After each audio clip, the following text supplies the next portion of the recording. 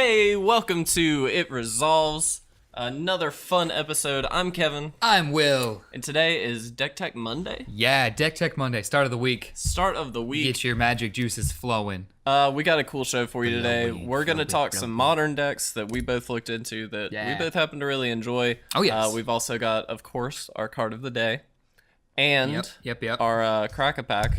Today's the day. Today's the day. We're going to get our gold cards. It's Feel happening. it in my bones. So we will jump right in to the card of the day. We've got it pulled up here in 3, 2, 1.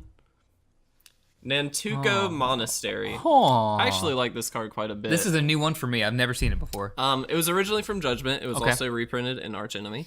It is a land. You can tap to add one generic to your mana pool. It also has Threshold, which, if you don't know, can only be activated if 7 or more cards are in your graveyard. Okay. But if that is the case, you can pay green and a white, and the monastery becomes a 4/4 green-white insect monk with first strike until end of turn. Okay. So it's sort of a man land, hopefully, right? Yeah, Like, I mean, that's definitely what you want to run it as. and I actually really like this aim. card. I don't know if it's maybe not viable really in anything too crazy, but it's a cool card. I mean, maybe if there's like for whatever reason, Selesnya Delirium or something like that. Yeah, you something kind of off the wall there. Yeah. But like those are really kind of counterintuitive. Yeah. I still don't think it's bad. I actually think what this is like perfect for is if you're on a budget and you want to build somewhat of a viable deck or something like that, or you're just sort of getting your feet wet in a new format. Sure. I actually really like this as sort of a budget man land Yeah. for a green white deck. I actually kind of like this a lot. That is kind of what it feels like. Yeah. The first strike is pretty relevant. Sure. And a 4/4 is not bad. Like Yeah. that's a hefty man land. Yeah. It'd be even better with flying. Like Oh well, that would be insane. I read insect and just thought automatically, all right, that's got flying. No, but it's still, yeah, I like it a lot. I like it a lot. It's a cool card. Probably not quite as good as our Nah, last week's little card, slower, our and it last doesn't. episode card. Yeah, and it doesn't tap for any No. specific color, which kind of puts it off. Right. But I mean, Pretty cool though. yeah, not the worst card. Sure. That we could have. Not You the know. worst card. It's not Dinkus Egg. It's oh, perfect. So, all right, card of the day out of the way. Goodbye. Moving into our deck text. So just to reiterate, what we did this week is we sort of picked a format. It happened to be modern. Yep. We both sort of on our own picked decks that we both either wanted to look into or just happened to enjoy playing or something like that. So what we did is we each picked those decks and did some research. So Yeah. I Dive a little think bit into them. why don't you start us off with your deck? So the deck I picked was Grixis Control. Ooh, a good one. Yes, a great one. Grixis Control has been popular and just kind of been a presence for a little while now. Pretty much since Nicol Bolas has been around as a planeswalker. Yeah, Grixis Control is, to me, one of the strongest control type decks. In that it is so flexible as a deck. There are key pieces to the deck I'll get into in a second, but really it's kind of brewer's choice.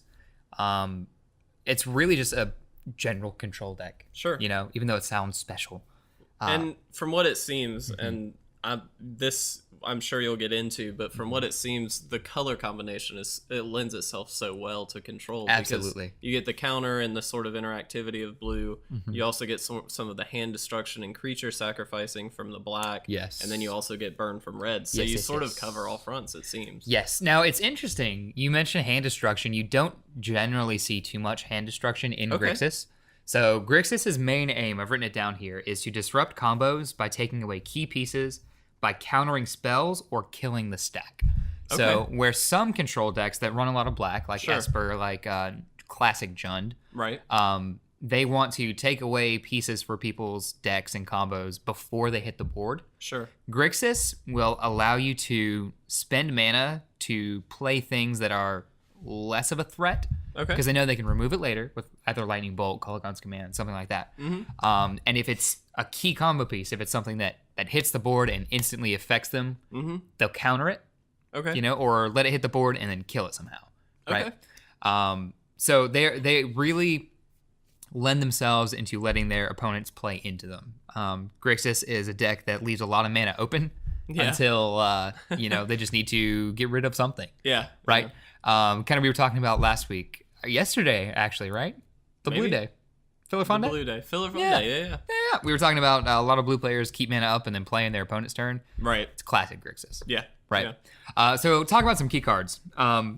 Whenever, what are some favorites? I'll start with Snapcaster Mage with creatures. Sure. So that has been a staple in Grixis Control pretty much since it was printed. Really just in Control, but definitely Grixis. Yeah, it plays itself so well in Grixis. Yeah.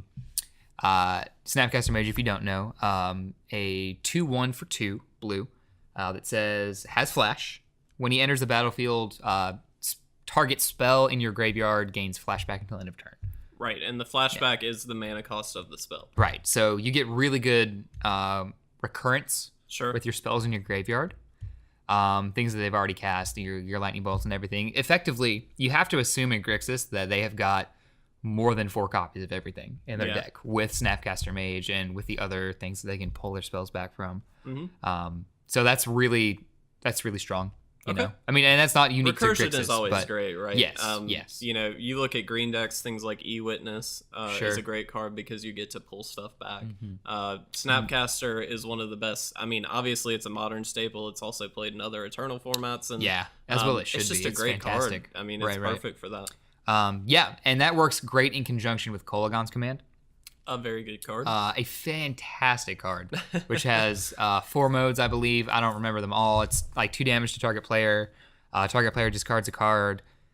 Return either target creature or target card from your graveyard to your hand, or one other one. Destroy target artifact or something? That's it. That's the one. That's the one. Yeah, Kolaghan's Command with Snapcaster Mage is such a brutal combo. It really gives your Snapcasters recurrence, which then gives your spells recurrence. And you can get into a little loop if you want to play Kolaghan's Command, Snapcaster, Kolaghan's Command. You see what I'm saying? So it's great. They run things like Thought Scour, usually on themselves because, again, recurrence, they get to see more of their deck. It's kind of good to have those cards in your graveyard because that makes them easier to access later on instead of having to dig through your deck. Yeah. In Modern, it's very strong. It runs things like Fatal Push. However, not as many Fatal Pushes as you'd think deck with black would run. How many does it normally run? Would you say? 1 main board, 1 sideboard usually. Interesting. Yes. Okay. So you think about it, and it gives you flexibility for 1 to use Fatal Push. But Terminate is another spell that this deck runs. That's very true. Right. So you hit more things with Terminate. Correct. Than you do with Fatal Push, but Fatal Push is, I would say, more efficient. Okay. So you'll hit things like Termaggoyf, Death Shadow, Snapcaster, for that matter, with Fatal Push. Right, little threats. Pretty much everything in Merfolk. But with Terminate, you hit all that and Gristlebrand. And all the crazy stuff. Everything. And it only costs 1 more. Granted, it is a little restrictive and it's black and red. Yes, but that's true. It's still pretty efficient, I would say. Yeah. But, they do sideboard more removal in case they encounter creature-heavy things. Okay. Which makes sense, It's hard to really nail down a specific card set for Grixis, but I'd say in its shell, you've got, Serum Visions for card advantage, Lightning Bolt. Cryptic Command is huge. You've got Thought Scour, again, like we said. Tasigur makes its way into this deck. A very cool inclusion. Tasigur is awesome. You'll put out things like Ancestral Recall that after they go off, they're kind of useless. Yeah. Right? So you can just exile them, play Tasigur for 1 black. Yep. There you go. Free 4/5 essentially. Yeah. He's never not going to be relevant. He can come out pretty early for this deck. Yeah. If you're ever interested in seeing really, really good, clean Grixis Control played, Owen Turtenwald just played Grixis Control in the Grand Prix San Antonio. How did he do? He actually, I'm trying to remember, the format was Team Unified Modern, which is a really fun format. Cool format. Yeah. So it's the Peach Garden Oath against another team. I don't remember their team, if they have a name or whatever. The Peach Garden Oath, if you don't know, is Reed Duke, Owen Turtenwald, and William Huey Jensen. Just a dream team, right? Three of my favorite Magic players. Reed Duke's one of my favorites. Owen Turtenwald is amazing. Yes, they are a great outstanding. Team. Reed has played in the World Championship. I believe Huey Jensen has as well. Yeah. Not sure about Owen. But he may have. I know Reed is an online specialist. He does a lot, and when I say a lot, I'm talking like 60 drafts a week and like some crazy number of online drafting, and he is just so good. It's ridiculous. And to watch him play is awesome. Yeah. And I've heard also he's just, a fantastic person. Yeah, he just seems like a nice guy, right? Yeah, which a lot of pro Magic players are, but Reed Duke especially. Yeah. But yeah, Owen Turtenwald piloted this Grixis control deck that is pretty much exactly what I'm describing. Even though I didn't look up his deck list, just remembering what was played. Yeah. It's pretty much exactly this. You really get to play around with the number of spells you include in your deck to tailor to the meta, which is one of its strengths. It's kind of an all-comers sort of deck. Sure. It can be mid-tier in some tournaments and top tier in others. I think it won the Peach Garden Oath their spot in the finals. Very cool. I believe it did, yes. So essentially, Team Unified Modern, just as a little plug, is your team will play another team. Yeah. And each game essentially is kind of like a little round. Right. Right. So Reed Duke and whoever would play, then Huey Jensen and whoever would play, Owen Turtenwald and whoever would play, and so on and so forth until whatever number of wins is needed. Right. Which is a really interesting way to do Magic. I think it is a really interesting way. It sort of forces you to deck build with a team. It sort of gets you working in different directions because you all sort of have to run different decks. You come up with different ideas. You do, yeah. And I think I actually really like Team Unified. It's just neat. In general. I know they do limited tournaments in a team format as well. I see. Okay. Which is also very fun. So something I'd like to do in the future. I've not had the opportunity, but we need to find a person. It's true. A third person. And one more guy. Auditions for It Resolves team. For It Resolves team. Also, can you teach us how to play Magic, please? Yeah, we're gonna need to know. Very cool. That's all I have to say about Grixis. It's just your classic clean control. Any a question. Answer. So a card that I really like, and I know it's sort of a joke to play this card. Okay. And no, I'm not talking about Nicol Bolas, but a card very close to Nicol Bolas is Cruel Ultimatum. Which has Nicol Bolas in the artwork, which is a very cool card. Yes, the other Ultimatum, right? Is that what they call it? And it's, I believe so. And it's a very expensive card, but it is in Grixis colors, and it's one of those cards that some people I know have tried to make build around Grixis control decks with it. Do you know if it's been a successful card in this deck? I honestly do not know. I haven't seen it in many deck lists. Okay. Only because at sorcery speed, I imagine, and the cost, I imagine it's very vulnerable in modern, in vintage, what have you. I would imagine that I'm looking at it now, it is 2 red, 2 blue, and 3 black. Which is super restrictive, right? Yeah, and super expensive too. Granted, the effect is amazing. Yeah, it's pretty great. Target opponent sacrifices a creature, discards 3 cards, then loses 5 life. You return a creature card from your graveyard to your hand, draw 3 cards, then gain 5 life. Now that is a fantastic effect. Right. You're effectively 10 life points ahead. Yeah. In some description, you have a thing back. They have less of a thing. That's exactly what you want to do. But I imagine in Grixis control, and this is me, Grixis control players, if I'm speaking for you and I speak incorrectly, I'm so sorry. But I imagine that's honestly not what they want to do, right? Okay. They've got cheaper ways to remove creatures. They've got cheaper ways to gain card advantage. It seems like a lot of gas to throw into one spell that in Modern is pretty vulnerable. Sure. Right? Cryptic Command is played. I think you're right in saying that. I know that just happens to be a card I like. It was recently reprinted in Modern Masters. And I pulled quite a few of them, and I'd actually like to make a Grixis control built around Cruel Ultimatum. Okay. But I do think that it makes it a little less competitively viable. Yeah. Solely because it's such a cost-effective or cost-intensive spell. Yeah, exactly. That really limits what you can do, and if that's going to be your top end, you're sacrificing a few extra slots in that deck. Right. And so that's a little rough to do, I think. The top end in Grixis isn't really that high. You get Tasigur, but he's only technically 5. I mean, and not even 5 most of the time. Yeah, he's going to be much less. I've seen him more cast like 2 for or 1. 3 or something like that. Yeah, on average.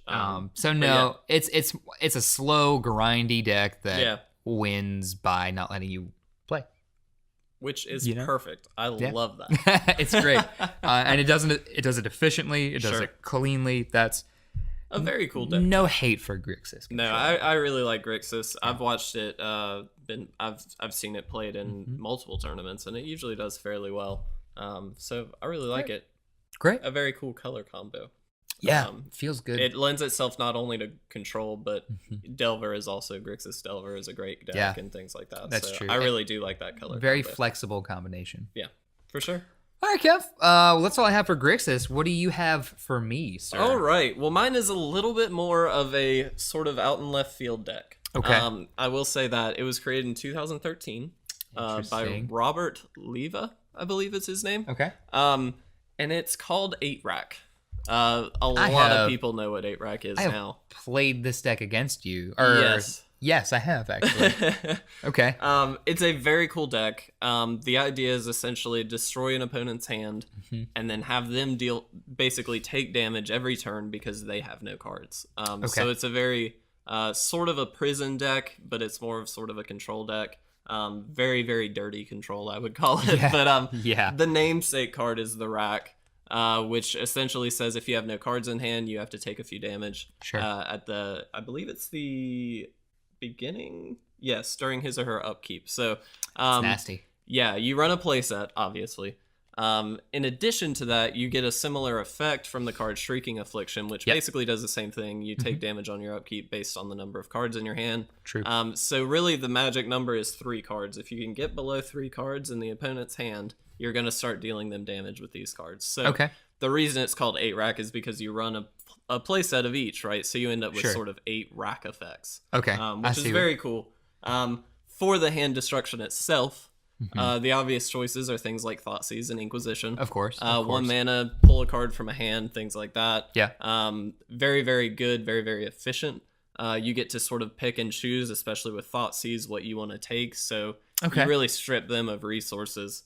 In addition to that, there's a playset of Wrenchmind, which is 2 black, and it's a sorcery that says target player discards 2 cards unless they discard an artifact.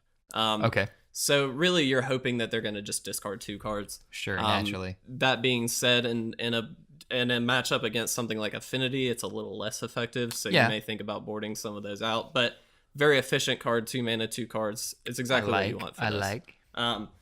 Now, in addition to that, there's also a playset of Raven's Crime, which is another card, sorcery speed for 1 black. Target player discards a card. Yep. But what you can do with this is retrace it. And what retrace says is basically you can play this card from your graveyard if you also discard a land. And this deck specifically runs a lot of land. For a deck like this, the curve out is at 3, but you run 24 lands. Oh my, that's pretty big. And so the idea here is that even in the late game, if you do draw a land, you get the use out of it because of Raven's Crime. I like that. In addition to that, some of the deck lists will run Dakmor Salvage, which if you don't know is sort of a mini combo. It's a dredger. So you can pull it back into your hand using Dredge and then discard it with Raven's Crime. I like that. So it's a very cool sort of soft lock. It's very efficient. Once you get them down. Yes. Yeah. In the way of removal... Okay. You get basically 2 options, although that number is probably increased with things like Fatal Push printed recently, but Dismember is an obvious choice. It's very efficient. You can play it for technically 1 and kill quite a lot of things, kill Tassiger, things like that. It's a very, very strong card, -5, -5. Removal. Instant speed, so basically exactly what you want as far as removal goes. Definitely. In addition, you get a very cool card called Smallpox. Okay. I really like this card. I think it's very cool. It's 2 black for a sorcery. Each player loses 1 life, discards a card, which is perfect, sacks a creature, which because you don't really run many creatures doesn't hurt you, and then sacrifices a land, which again, because you run so many, doesn't hurt you either. Right. And I imagine that this is very good at, like you said, soft locking somebody. Absolutely. Keeping them off a land is important. Well, it's just such an effective card. It does so much for 2 mana, and it really doesn't hurt you. So you're really getting so much value out of this. This is really the deck where I think Smallpox shines. Okay. I would say that for sure. Now, some sort of really key cards to this, I think. The biggest of which, Liliana of the Veil. Yes. No surprises here. No, that's pretty, yeah. The first two effects are perfect, right? Her +1, each player discards a card. That's what you want. I mean, that's the point of the deck. It doesn't really hurt you as much. No, it really doesn't. Most of your cards are going to make them discard cards as well, and you're going to be playing most of your hand out most of the time. Okay. So it really doesn't affect you too much. The second ability is -2, and target player sacks a creature. Just keeps you in the game longer. Sure. Right? Like, normally you run a play set of these if you've got them. It's clearly the most expensive card in the deck. Sure. This deck is relatively cheap, but Liliana definitely puts it over the top. So usually in the 600 range is what you're looking for. Oh my. Yeah. It's a little expensive, but that's modern. It's fine.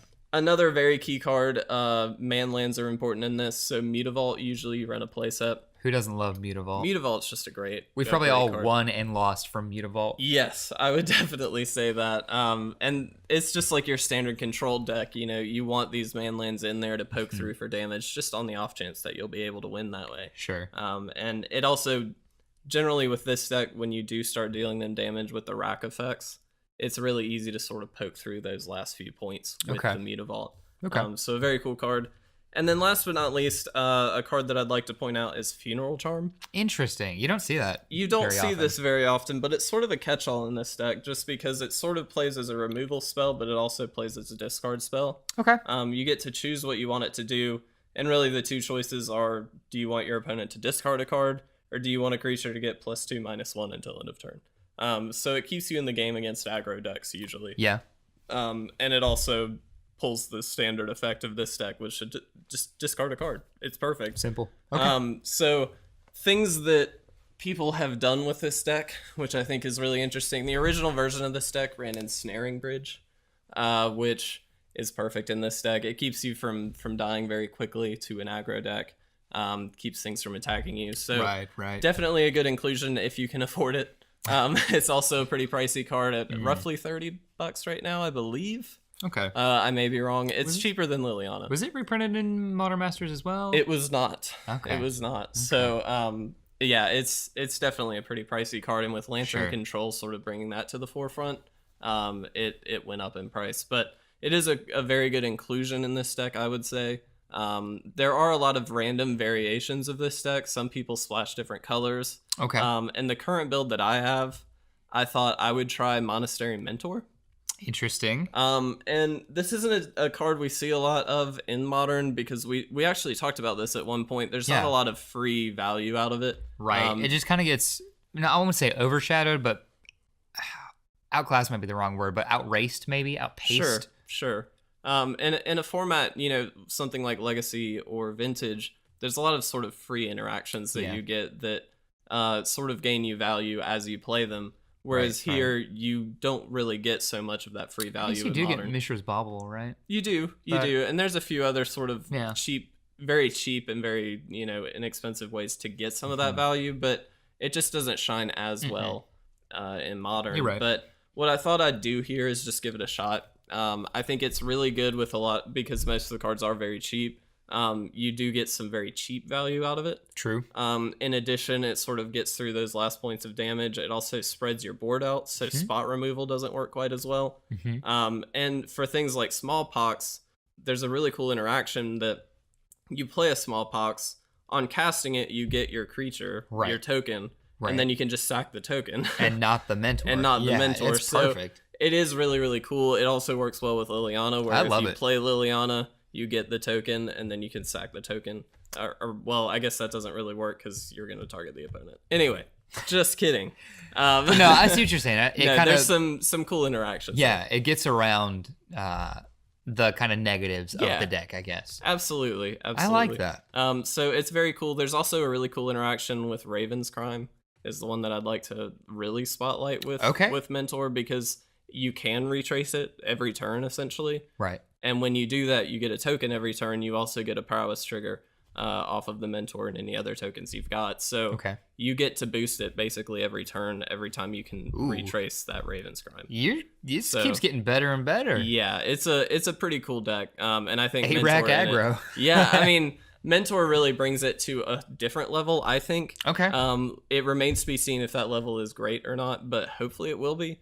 The current build I've got, because I've only got one Liliana of the Veil, is running 3 Mentors. Okay. And it just runs a couple fetch lands, things like that, to sort of get the white mana out, but because it's only the Mentors you're splashing for, you really don't have to worry about it too much. So, I see. I think it's a really interesting deck. I've played just the standard 8-rack a lot, and I love it.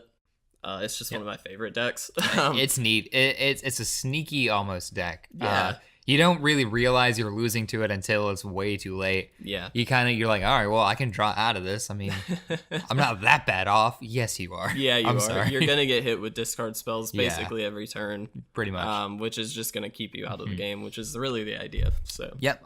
Latest 8-rack news, I guess, in the last modern event that I saw, 8-rack top 8'd.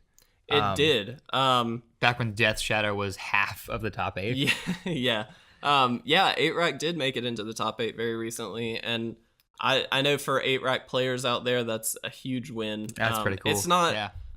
It should be said, it's probably not on the tier 1 level that something like Grixis Control is on. Okay. But it does sneak out those wins, like you said, and so in that tournament, it did really well, which is great. Yeah. That's cool. Hopefully, it'll continue to do well. But it just shows you the viability of different things. Yeah, it's in modern, and I think what's really cool about decks like 8-rack, and there are other decks like this. Soul Sisters is kind of one. Decks that maybe not be they're not the tier 1 decks, but they're the decks that do well occasionally. Yeah. And they just make you feel good for those people that are like, I'm gonna brew something a little bit different. And that's what you get out of stuff like this, and I think that's really great. That's where things like Lantern Control came from, which is now the bane of modern in some people's eyes. Yeah, some people's opinions. I actually really like that deck. But well, you would, but you can't ask yeah. a Control player if Control is breaking a No, format, right? you can't. But it is really cool. I think for sideboard options with this deck, you do get a lot of options in the way of Graveyard Hate, because you can play things like, especially if you're splashing white, things like Rest in Peace or Tormod Script. You can play in any variation.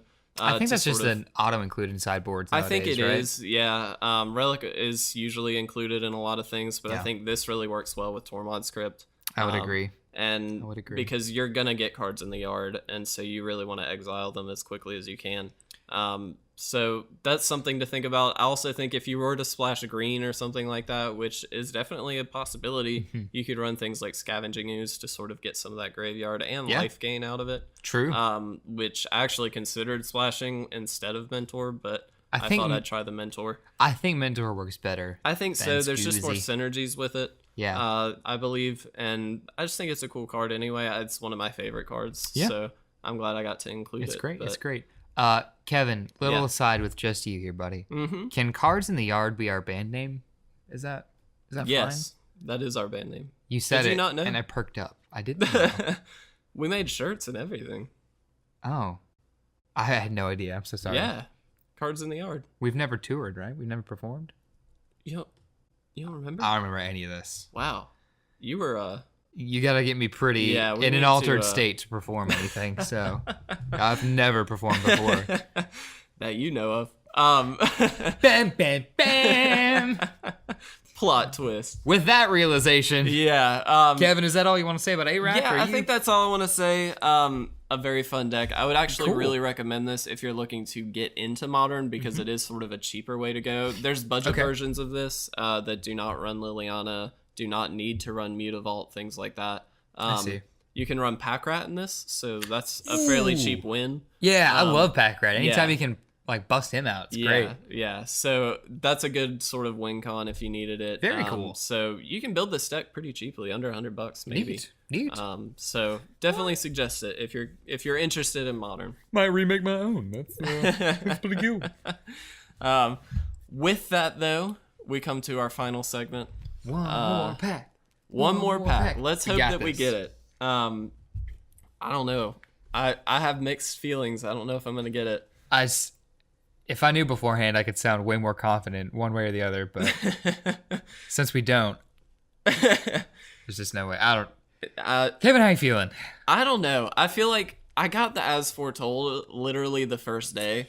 which felt great. Has that hyped you up for failure, maybe? Well, maybe so. Like, I was really stoked. I was like, I'm gonna get the Avon. I know it's gonna happen. It's not even a mythic. It's just a rare. It's not. Neither is Neheb. Neither is Neheb. But yeah, it's not gone well for the past few episodes. So That's maybe right. we'll Now's get the it. Time. Let's hope. Now's the time. All right. But why don't you start us off? Well, it's not Neheb. Oh gosh. It is. I mean, there's not much to say about it. It's a Canyon Slaw. Your black red dual land for cycling for 2. Nothing exciting. It's just gonna be good in this standard. Yeah. Once other things start to rotate out. Although that does bring up an important point. I guess I can just throw in there. Sure. We were talking the other day why I think standard's so crazy right now. It's that 7 sets are legal. Yes. Soon to be 8, yes. And in those, like the bottom sets that will rotate out, you get a lot of the dual lands that are efficient. That's true. Right? So it's super easy to run a bunch of colors. So these, that's what you're gonna get. So it's just more of these. You're not gonna see them for a while, but I feel like once things start to rotate out, you'll see them more. I do think these lands, the sort of new dual land cycle is an interesting cycle. I don't know how well I think they'll do in any formats outside of standard, but I just think they're interesting. I mean, you might if you played I don't know, a playset of Scalding Tarn or something. Sure. Right? You could play a playset of the red blue cyclers. Yeah. Or not a playset, rather, just do 2 and 2, and that way if you pull them late game and you really don't need a land, pitch them, get a card. Well, and I think that's sort of the upside to these is that late game you can cycle them if you just don't need them. But they will always come in tapped, which is kind of a bummer. And that's a bummer. I think most of the time you want the option not to, and that's why shock lands are just so good and things like Modern or the actual dual lands in Legacy. Print more shock lands, please. Yes. Please. All right. Well, I'm looking Kev? for Avon Mind Sensor. Yeah. And I hate to say it, but once again, I didn't get it. I did get a cool card though. It's sweet. I really like this. It reminds me of a mono blue Sphinx's Rev, which I think is really good. Pull from Tomorrow. It's X and 2 blue for an instant. Draw X cards and then discard a card.